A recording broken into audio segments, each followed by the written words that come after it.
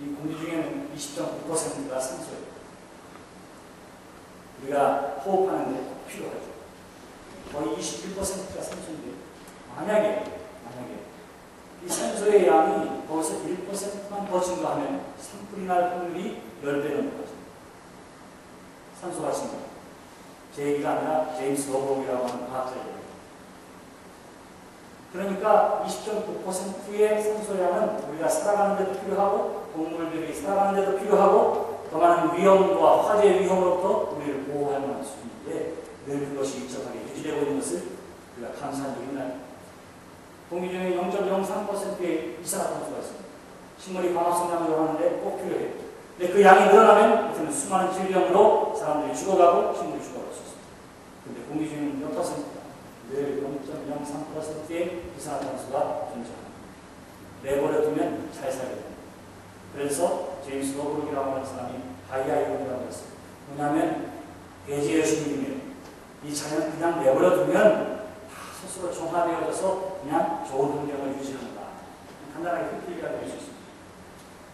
다시 말하면 하나님께서 애초에 지은 창조의 세상은 어떠냐면 그대로 잘 유지되어 보시기에 심히 좋았더라라고 하는 모습으로 나아갈 수 있도록 만들어 놓으십니다.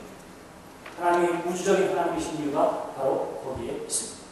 그 우주적인 하나님께서 우주를 돌보실 뿐만 아니라 자연 만물을 돌보실 뿐만 아니라 저와 여러분 또한 필요한 것들을 공급해 주시고 돌봐주시는 하나님입니다.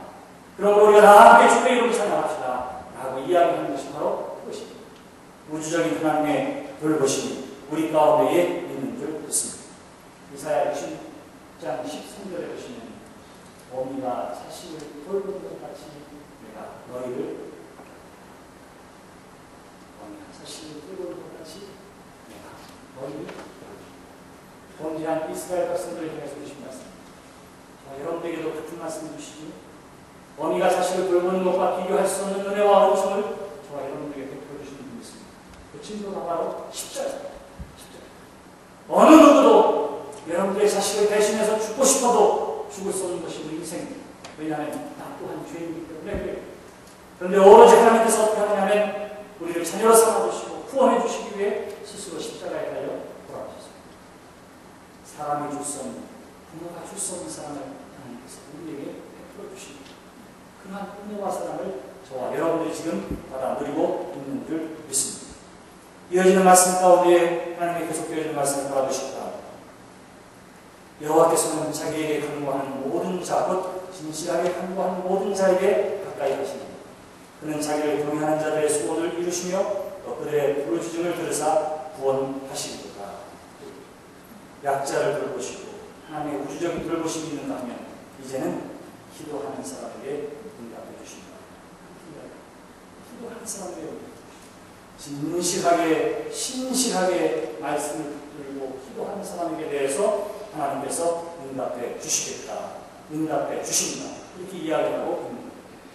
여러분, 우리가 기도하지 않아도 하나님께서 알아서 해주시는 것이 있어요. 알아서 해주십니다. 그런데 하나님이 알아서 지금까지 해주셨구나 하는 것을 언제 하느냐 하면 하나님을 믿고 하나님의 말씀을 듣고 기도하다 보면 하나님 내가 기도하지 않아도까지도 이렇게 해주셨구나 하는 것을 알게 됩니다. 특별한 목적을 가지고 기도하는데 하나님께서 거기에 응답해 주시는 이유가 있어요. 그것은 뭐냐 하면 하나님의 하나님 되심을 우리에게 나타내 보여주시기 위함입니다. 예수님을 따랐다는 하는 사람이 있습니다. 왜 예수님을 따르냐면 예수님이 죽은 자를 살리시고 병자를 일으키시고 성경에 눈을 뜨니까 병자들이 다 하는 거예요. 나도 앞에 있어, 나도 앞에 있어, 나도 앞에 있어. 그 사람들에게 예수님은 어떤 사람이냐면 위대한 의사였어요. 위대한 의사. 그런데 예수님께서 그들의 질병을 고치시고 그들을 죽음에서 구원하신 이유가 있는데 그것은 뭐냐면 예수님은 하나님이라고 하는 사실을 증거해 주시기 위함입니다. 끝내 예수님은 대단한 의사였구나 생각하는 사람들은 구원받지 못했어요. 그러나 그것을 통해서 저분이야말로 진실로 하나님의 아들이었습니다. 믿고 고백한 사람들은 구원함을 얻게 된 줄 믿습니다. 그래서 저와 여러분들에게도 마찬가지예요. 하나님이 여러분들의 신음에도 여러분들의 기도에도 응답해 주시는 줄 믿습니다. 그 기도의 응답을 통해서 우리가 경험하는 것이 있는데 그것이 뭐냐면 하나님께서 정말 하나님의 사람을 책임져 주십니다. 하는 것을 하는 거예요. 또 세상 살아가는데 그러므로 말미암아 우리는 더 큰 위로함을 얻고 더 큰 힘을 얻고 기쁨을 얻는 줄 믿습니다. 왜?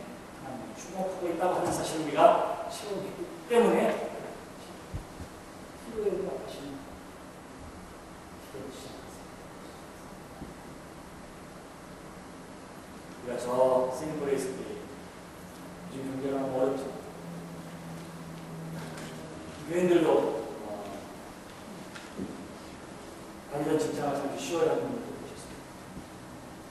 그러니까 오랜 시간 쉬고 가장의 노릇도 해야 되고 아이들 아빠이기도 하고 겉으로는 허허하고 열심히 다니지만 속으로는 고민되고 힘들었어요. 한두 마디 나눈 대화 가운데도 그런 식구예요. 근데 드디어 그분이 새벽 기도를 나오기 시작하시더라고요. 그래서 어느 날 새벽 기도가 끝났는데 저 앞에 와서는 무릎을 딱 놓는 거예요. 나를 쓰는 거예요. 기도해주세요. 아이들은 그냥 주고 많은 얘기 안 했습니다. 딱 한마디 했습니다. 저 기도 한번 해주세요. 이 한마디입니다. 그 전에 남은 대화는 아이고 뭐 어떻게 되겠지요? 웃으면서 이야기하고 또 한 번은 애들 보기 좀 그런데 잘 되겠죠. 이 정도 대화였어요. 그럼에도 불구하고 또 얼마나 간절한 마음이 있었는지는 제 마음에 보죠. 기도 한번 하자고 하는데 그 흐르는 눈물 속에서 이 사람이 고민하고 힘들어하나 느껴지고 같이 기도하고 떠났습니다. 기도할 때마다 생각나게 되죠.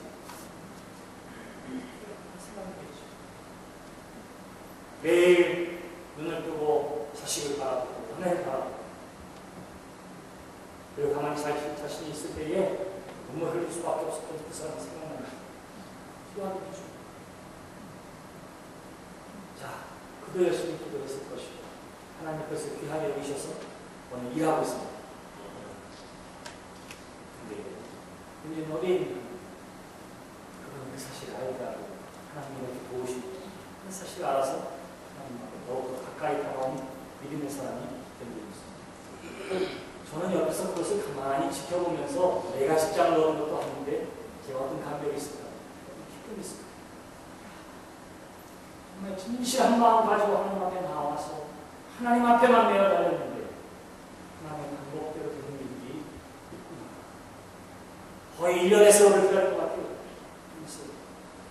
근데 그 세월의 그 긴 시간들을 그냥 아무 의미 없이 보낸 것이 아니라 준비되어진 시간, 하나님 앞에 열려진 마음을 하는 시간으로 준비되어진 줄 있습니다. 여러분들에게 마찬가지입니다.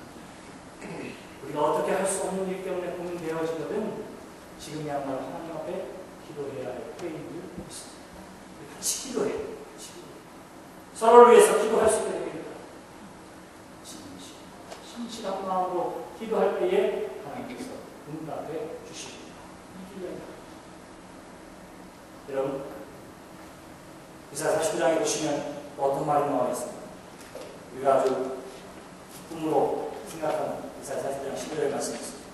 무슨 말이냐면 여인이 어찌 처먹는 아이를 듣겠으니 그때에서 난 사실을 귀하게 여기지 않고 죽을 수도 있는 그러나 혹 여러분 사실을 잊을지라도 너희를 듣고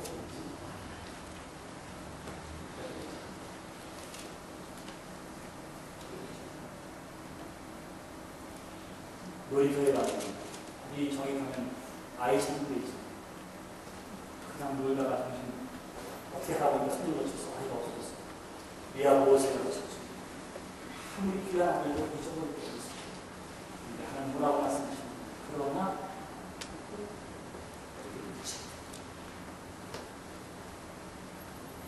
여러분 스스로가 하나님 앞에 기억된 하나님의 사랑이라고 하는 사실을 잊지 마십니다. 하나님 여러분을 기억하시고 하나님 여러분을 보고 있습니다. 우리가 찬양해야 할 또 다른 이유가 바로 기억의 이유입니다.